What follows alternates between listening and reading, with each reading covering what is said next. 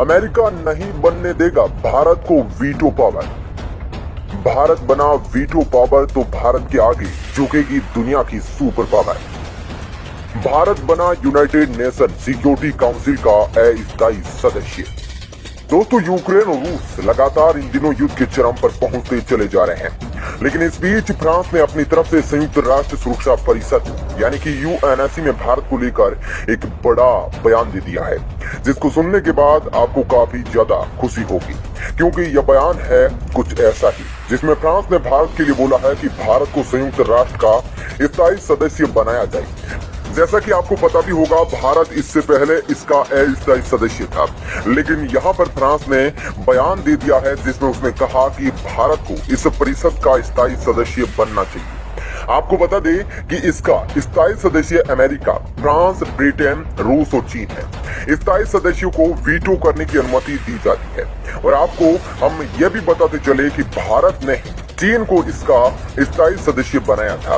इन सभी बातों को आज इस वीडियो में जानने वाले हैं डिटेल में, इसलिए यह वीडियो शुरू से लेकर आखिर तक जरूर देखिएगा। तो चलिए बढ़ते हैं वीडियो की तरफ। आपको वीटो पावर के बारे में बताएंगे कि वीटो पावर होता क्या है, लेकिन उससे पहले आपको हम ये बता दें कि यहाँ पर अमेरिका ने विरोध कर दिया है।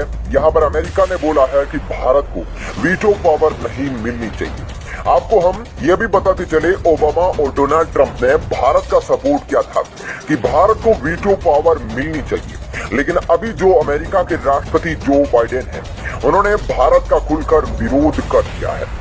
दोस्तों, इसको समझने के लिए हमको थोड़ा पीछे चलना होगा। फर्स्ट वर्ल्ड वॉर और सेकेंड वर्ल्ड वॉर के बीच खाली 20 साल का समय लगा था, यानी 20 साल के अंदर 2 वर्ल्ड वॉर हो गई थी। इसी को देखते हुए कुछ बड़े लोगों ने यह निर्णय लिया कि एक ऐसे संगठन का निर्माण करना चाहिए जो दुनिया को वर्ल्ड वॉर 3 से रोक दे, क्योंकि 20 साल के अंदर ही दूसरी वर्ल्ड वॉर हो जाना कहीं ना कहीं दुनिया में एक डर का माहौल पैदा कर रही थी। इसी को देखते हुए जितने भी बड़े देश हैं, उन्होंने एक फैसला लिया है और एक ऐसी संगठन का निर्माण किया जिसमें दुनिया के सारे ताकतवर देश मौजूद हो। यह संगठन को बनाने का मुख्य कारण यह था कि सब देश मिलकर आपस में निर्णय ले सके। इसको भी अलग अलग चीजों में बांटा गया। ऐसे 5 लोगों को चुना गया जो सेकेंड वर्ल्ड वॉर में विजेता बने थे। आपको बता दें कि सेकेंड वर्ल्ड वॉर का विजेता अमेरिका था, यूएसएसआर यानी कि रशिया, चाइना था, ब्रिटेन था और फ्रांस था। चाइना की मेंबरशिप तो भारत की वजह से उसको मिली थी।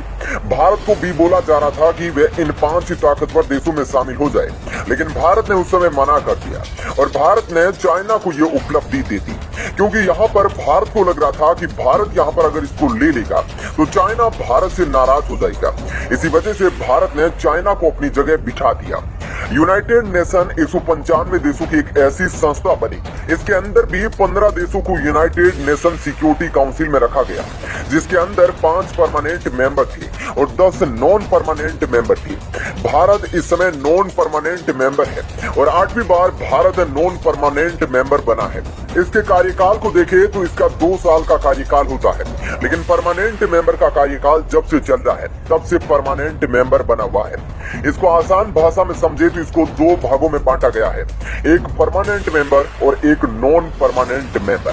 10 परमानेंट मेंबर होते हैं और 5 नॉन परमानेंट मेंबर होते हैं। इनको P5 के नाम से जाना जाता है। इन्हीं P5 में दुनिया की कुछ और देश जो कि शामिल होना चाहते हैं। इसके पीछे भी कोई ना कोई वजह होगी कि आखिर ये P5 में सभी देश शामिल क्यों होना चाहते हैं। तो आपको आसान भाषा में समझाते हैं। मान लीजिए कोई ऐसा देश है जो दुनिया के लिए ऐसा काम कर रहा है जिसकी वजह से संकट पैदा हो सकता है, या फिर उसके उठाए हुए कदमों से वर्ल्ड वॉर जैसी चीजें हो सकती है।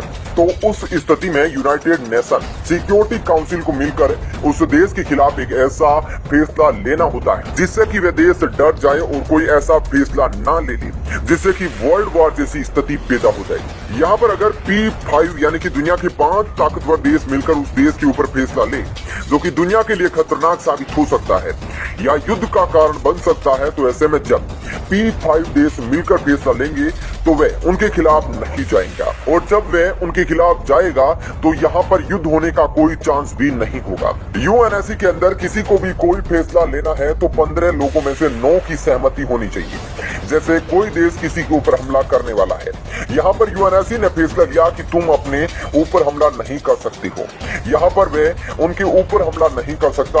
अगर फिर भी उसने उसके ऊपर हमला किया तो यहाँ पर P5 यानी कि जो 5 सबसे ताकतवर देश है वे मिलकर अकेले उसके ऊपर हमला कर देंगे, जो P5 देशों की बात नहीं मानेगा।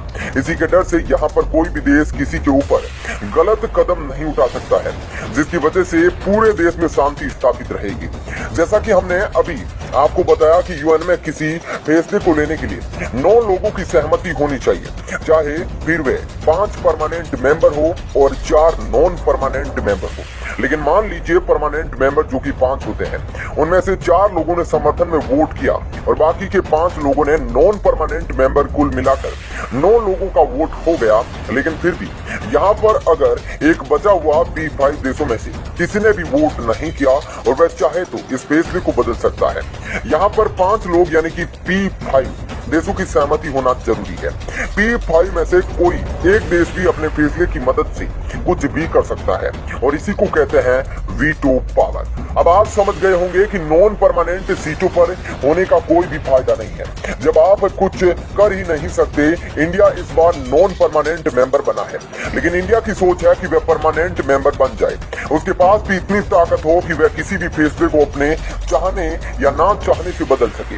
इंडिया बोल रहा है कि P5 जो देश है उसको बढ़ाया जाए और 6वां देश इंडिया को बनाया जाए, और बात कर रहे हैं जिनको G4 के नाम से जाना जाता है। वे 4 देश हैं जिसमें जापान शामिल है, जर्मनी, इंडिया और ब्राजील, और 4 देश ऐसे निकल कर आते हैं जो कि यह कहते हैं कि G4 को यहाँ पर जगह नहीं मिलनी चाहिए। उनको UFC के नाम से जाना जाता है, जिसमें शामिल है पाकिस्तान, साउथ कोरिया, इटली और अर्जेंटीना।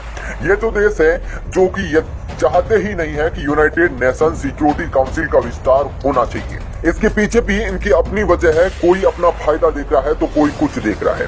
यहाँ पर हम पाकिस्तान को ही ले ले, अगर पाकिस्तान को देखा जाए तो वह इस वजह से मना कर रहा है क्योंकि अगर भारत इन 5 देशों में अपनी जगह बना लेगा तो फिर पाकिस्तान को दिक्कत आ जाएगी। ये बात पाकिस्तान अच्छे से जानता है। इंडिया P5 देशों में अपना दावा इस रूप में कर रहा है कि वह बोल रहा है कि इंडिया दुनिया की सबसे लार्जेस्ट डेमोक्रेसी है और आने वाले समय में दुनिया की सबसे लार्जेस्ट पॉपुलेशन भी इंडिया की ही होगी, और आने वाले समय में भारत दुनिया की सबसे तेजी से बढ़ने वाली अर्थव्यवस्था भी बनने वाला है। इसके अलावा भारत वह देश है, जब यूनाइटेड नेशन बन रहा था तब से ही भारत यूनाइटेड नेशन में शामिल है। आज तक यूनाइटेड नेशन में जितने लोग जुड़े हुए हैं, उन्होंने दुनिया में जितनी बार पीस कीपिंग फोर्स भेजी है उससे 2 गुनी बार भारत ने अकेले ही पीस कीपिंग फोर्स भेज दी है। इंडिया यूनाइटेड नेशन के सभी सिद्धांतों की सहमति रखता है। इसके साथ ही इंडिया 4 बार इस पर अस्थायी सदस्य भी बन चुका है। इंडिया न्यूक्लियर पावर कैपेबल है। इंडिया के पास दुनिया की दूसरी सबसे बड़ी आर्मी है। भारत यहाँ पर कहता है कि P5 में यूके, फ्रांस और रशिया है। ये 3 तो यूरोप से ही निकल कर आ जाते हैं। ऐसे में पूरे अंतर्राष्ट्रीय बिरादरी का बराबर से फैसला नहीं करते। इसी को देखते हुए एशिया दुनिया की सबसे ज्यादा जनसंख्या रखता है, जिसके पास बिल्कुल नॉर्मल रिप्रेजेंटेशन है। इसके लिए भारत कह रहा है कि P5 को बढ़ाया जाए और इंडिया को भी वहां परमानेंट मेंबर बनाया जाए। इस विषय में आपकी क्या राय है, आप हमें नीचे कमेंट बॉक्स में लिखकर बता सकते हैं।